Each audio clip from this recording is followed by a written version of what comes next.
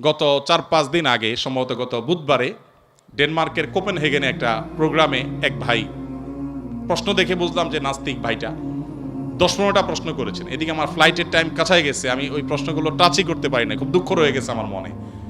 এই সবগুলো প্রশ্নের গোড়া এক জায়গায়, সেটা হলো যে নিজের বিবেক দিয়ে আল্লাহকে বোঝার চেষ্টা করা। আল্লামা ইকবালের নাম আপনারা শুনেছেন, ভারতবর্ষের একজন বড় কবি ছিলেন। আল্লামা ইকবাল বলেছেন, জু সমঝ মে আ গই ও ফির খুদা কিউ কর হুয়া। যাকে আপনার বিবেক দিয়ে ক্যাপচার করে ফেলতে পেরেছেন, আয়ত্ত করে ফেলতে পেরেছেন, সে আবার আল্লাহ হলো কিভাবে? আমাদের কোন মুসলিম ভাইয়ের মনে প্রশ্ন জাগতে পারে যে অন্য ধর্মাবলম্বীরা আল্লাহর প্রতি ঈমান না আনার কারণে সে জাহান্নামে যাবে কেন? সে তো অনেক ভালো কাজ করেছে। অনেকে প্রশ্ন করে, বিদ্যুৎ যে আবিষ্কার করেছে, তার আবিষ্কৃত বিদ্যুতের লাইট দিয়ে কোরআন পড়ে আপনি জান্নাতে যাবেন, আর সে বেঈমান হওয়ার কারণে জান্নাতে যাবে না, কেমন কথা?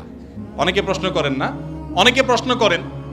এই টাইপের আর অনেক প্রশ্ন আছে, আমি আর উদাহরণে যাচ্ছি না, একটা দিয়ে আপনারা আশা করি বুঝতে পেরেছেন। খুব ইন্টারেস্টিং প্রশ্ন কিন্তু। যার বিদ্যুতের আলো দিয়ে কোরআন পড়ে পড়ে আপনি জান্নাতে যাবেন, সেই বিদ্যুতের আবিষ্কারক তিনি শুধু মুসলিম না হওয়ার কারণে জান্নাতে যাবেন না, কেমন যৌক্তিক কথা?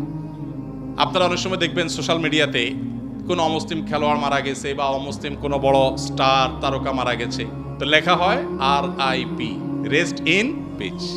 এটা লিখলেও হুজুররা বাগড়া বাঁধে। হুজুরদের জ্বালায় আসলে কোথাও থাকার উপায় নেই। তো RIP লেখছে পোলাপান, সেখানে হুজুররা বলে না, জায়েজ নাই, একজন অমুসলিম, তাকে কেন আপনি রেস্ট ইন পিস বা জান্নাতে আরামে ঘুমাও এটা বলতে পারেন? এই যে প্রশ্নটা, এই প্রশ্নটার অনেক টেকনিক্যাল উত্তর দেওয়া যায়। আমি একটা সংক্ষেপে খুব সহজ উত্তর দিই। আমি খুব সাদামাঠা মানুষ, একজন টিপিক্যাল হুজুর, আপনারা সব শিক্ষিত মানুষ। দেখেন, বিদ্যুৎ যিনি আবিষ্কার করেছেন, বা আপনি যে অমুসলিমের কথা বলছেন, যিনি ব্যক্তিগতভাবে অনেক ভালো মানুষ, অনেক কিছু, বাট ইমানটা নাই, অন্য ধর্মাবলম্বী কোনো মানুষ, তাকে জীবদ্দশা যদি আপনি বলতেন, ভাই চলেন জান্নাতে যাই, তিনি কিভাবে নিতেন এই কথাটাকে? আমি কি বোঝাতে পারি নাই আপনাদের? একজন অন্য ধর্মাবলম্বী, ধরেন একজন খেলোয়াড়ের নাম বলেন মুসলিম, মেসি, আপনি তো যায় বলেন, মেসি ভাই চলো এসব বাদশা দিয়ে চলো জান্নাতে যাই, আপনার এই কথাটা কি সে ভালোভাবে নিবে? নিবে? জীবদ্দশায় যে সমস্ত অমুসলিমেরা তাদের জীবনে ভালো মন্দ যাই থাকুক না থাকুক, সে আলাপ সাইডে রেখে আসুন আমরা বাস্তবিক আলাপে আসি। একজন অন্য ধর্মাবলম্বী মানুষ, তাকে আপনি যদি বলতেন, যার জীবদ্দশা বিদ্যুতের আবিষ্কারককেই যদি আপনি পাইতেন এবং তাকে যদি আপনি বলতেন যে ভাই এসব বিদ্যুৎ বানানো ছাড়ে চলো জান্নাতে চলো, সে কি আপনার এই আহ্বানকে পজিটিভলি নিতেন? অন্য কোন ধর্মের মানুষকে যদি আপনি বলতেন যে ভাই জান্নাতে চলো, সে জান্নাত বিশ্বাসই তো করে না। আপনি জান্নাতে যাওয়ার আহ্বান করলেও এটাকে সে ডিনাই করত। তো জীবদ্দশায় যে লোক জান্নাতে যেতে চাইতো না, মরার পরে আপনি তাকে টেনে যদি জান্নাতে নিতে চান, এটা কি তার প্রতি সুবিচার হবে না অবিচার হবে? আমি কি বোঝাতে পেরেছি? মারার পরে এখন আপনি বলতেছেন RIP, রেস্ট ইন পিস।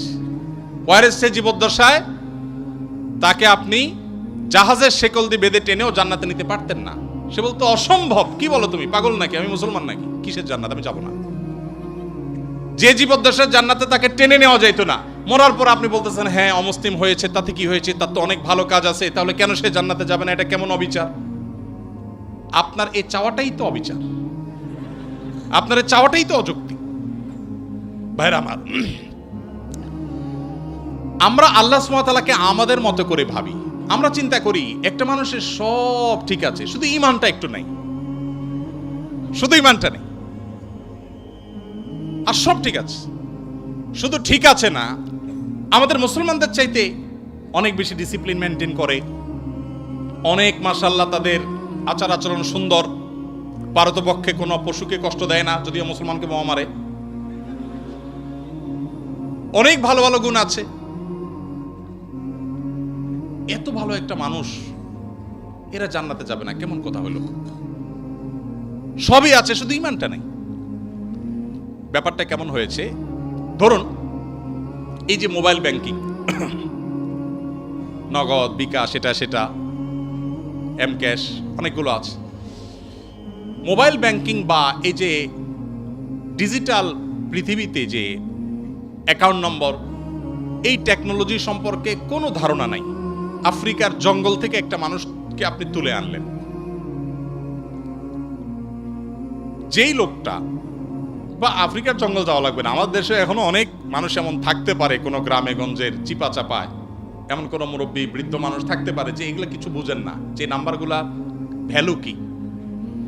এরকম কোনো মানুষের সামনে ধরুন দুটা লোক ঝগড়া করছে তাদের পাওনা টাকা নিয়ে, একজন পাওনাদার আর একজন দেনাদার। পাওনাদার ঝগড়া করছে যে আমি যেই নাম্বার দিলাম তুমি সেই নাম্বারে টাকাটা না দিয়ে আরেক নাম্বার দিছো, তুমি এত বড় একটা ভুল করলা, টাকাটা আমি পাইলাম না, আমার দরকার ছিল, তোমার সাথে কমিটমেন্ট ছিল, তুমি দিবা, কেন দিলা না? এটা নিয়ে তিনি খুব ঝামেলা করছেন। আর ওই বেচারা বলতেছে, ভাই সবই ঠিক আছে, শুধু একটা ডিজিট ভুল হয়েছিল, জাস্ট একটা ডিজিট, টাকা তো আমি ভাই পুরোটাই দিছি, 10,000 10,000 দিছি, একটা ডিজিট ভুল হয়েছে, এত চিল্লাচিল্লি কি আছে ভাই? আরেক ভদ্রলোক তিনিও দেনাদার, তিনি 10,000 জায়গায় মাত্র 2,000 দিয়েছেন, তিনিও 10,000 দেনা ছিলেন। তার ব্যাপারে সে এতটা রাগারাগি করছে না, বলছে ভাই 2,000 দিছো, তাও তো দিছো, আমার অ্যাকাউন্টে আসছে ঠিক মতো, ভালো, আর বাকিটা দিয়ে দিও টাইম মতো, ঠিক আছে। এখন ওই যে বৃদ্ধ চাচা, যে এই টেকনোলজি সম্পর্কে কোনো ধারণা নাই, সে চাচা এসে এখন বলতেছে, ভাই একটা লোক 2,000 দিল, তুমি খুশি হয়ে গেলা, আর এই বেচারা 10,000 দিল, 10,000 দিছে, পুরাটাই দিছে, লাগলে আরো 2,000 হয়তো বাড়াইয়াও দিছে, শুধু একটা ডিজিটের ভুলের কারণে এত চেতাচেতির কি আছে? এই চাচাকে কেউ বুঝাতে পারবে? কেন বুঝাতে পারবে না? কারণ এই টেকনোলজিটা তার জানা নাই। ভাইরা আমার, আমাদের অনেক বন্ধু আছেন যারা আল্লাহর অনেক বিধানকে, শরিয়ার অনেক বিধানকে, কোরআনের অনেক নির্দেশকে তাদের লজিক দিয়ে তারা বিচার করে। এটা ইলজিক্যাল, এটা তো অযৌক্তিক। আরে ভাই, আরবিতে একটা প্রবাদ আছে, আল ইনসানু আদাউল লিমা জাহিলু, মানুষের কাছে যে বিষয়ে অজানা থাকে সেটা তার কাছে শত্রু মনে হয়। আপনি যে টেকনোলজি জানবেন না সেটা আপনার কাছে ইলজিক্যাল মনে হবে। বিদ্যুৎ আবিষ্কার হয়েছে আজ থেকে কত বছর আগে? কত বছর আগে?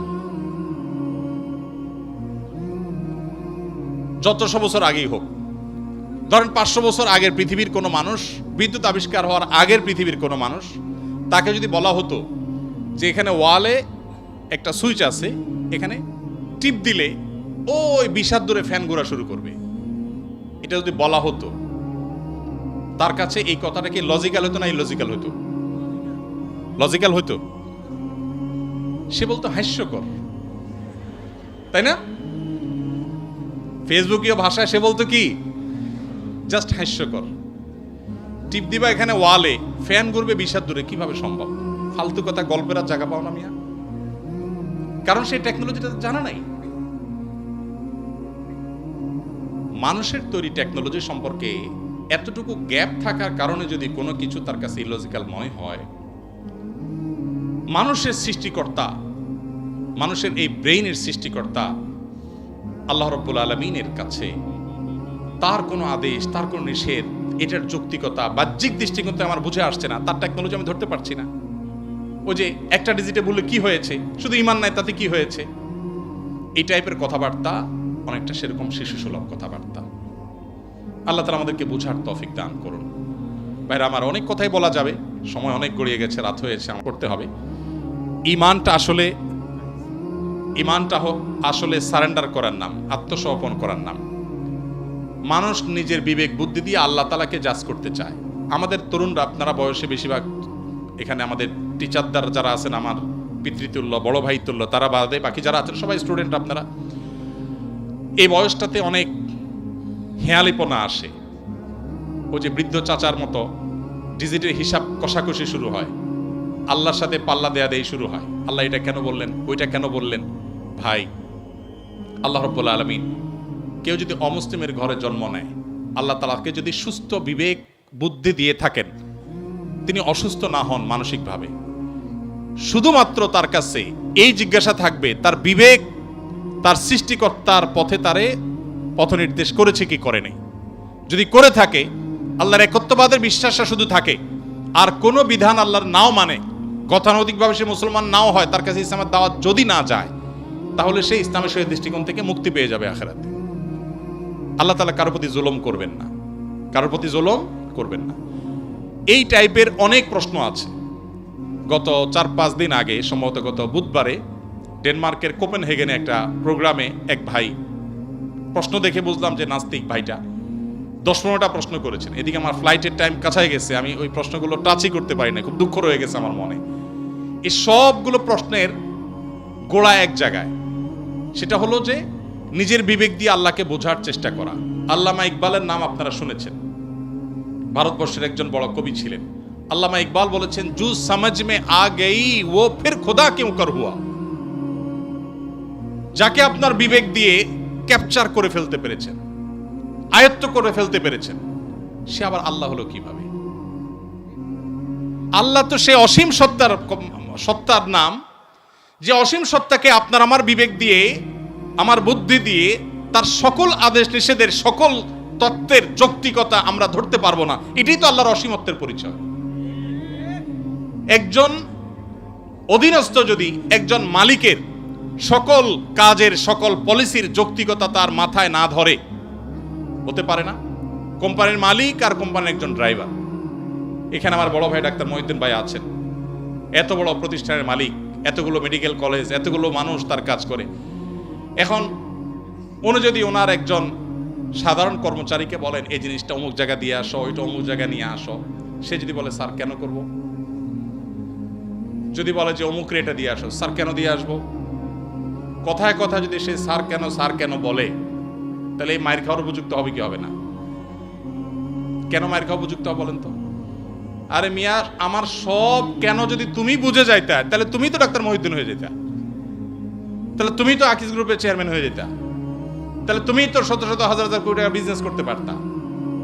আমার সব কিছুর যৌক্তিকতা তোমার বুঝে আসবে না। তুমি আমার জায়গায় আসতে বহু সময় লাগবে, আমার এই বয়স পার হয়েছে এগুলো বুঝতে বুঝতে। এটা যদি হয় একজন মানুষের তফাৎ, সেখানে সৃষ্টি হয়ে আল্লাহর সমস্ত আদেশ আমার বুঝতে হবে, আমার বুঝে আসে নাই, তাহলে আমি কেন মানবো? এটা সবচেয়ে হাস্যকর। আল্লাহ তাআলা আমাদেরকে আল্লাহর প্রতি পরিপূর্ণ ঈমান আনার তৌফিক দান করুন। কিয়ামতের আগে এক এক ঝড়ে কত মানুষ বেঈমান হয়ে যাবে। নবী সাল্লাল্লাহু আলাইহি ওয়াসাল্লাম বলেছেন, ভাইরা আমার, আপনারা দেশের কর্ণধার, আপনারা আমাদের আগামীর ভবিষ্যৎ। আমি আবারও আপনাদেরকে বলবো, প্লিজ, ওয়াজ নির্ভর ধর্ম পালন নয়, কোরআন এবং হাদিস থেকে জ্ঞান অর্জন করুন। শুধুমাত্র মুখস্থ বাণী নয়, শুধুমাত্র মোটিভেশন বা অনুপ্রেরণামূলক বক্তব্য নয়, কোরআন এবং হাদিসের পাতা খুলুন।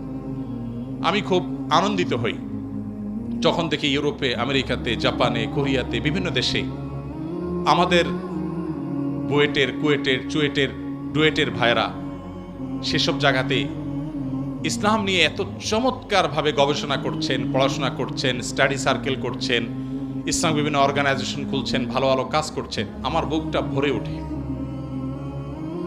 আমি ঈর্ষান্বিত হই যে আমি গতানুগতিক মাদ্রাসা পড়ুয়া হয়েও জান্নাতের দৌড়ে, ইসলাম প্রচারের দৌড়ে কোনো কোনো ক্ষেত্রে মনে হয় আমার এই সমস্ত ভাইরা অনেকে আমার চেয়ে এগিয়ে আছে।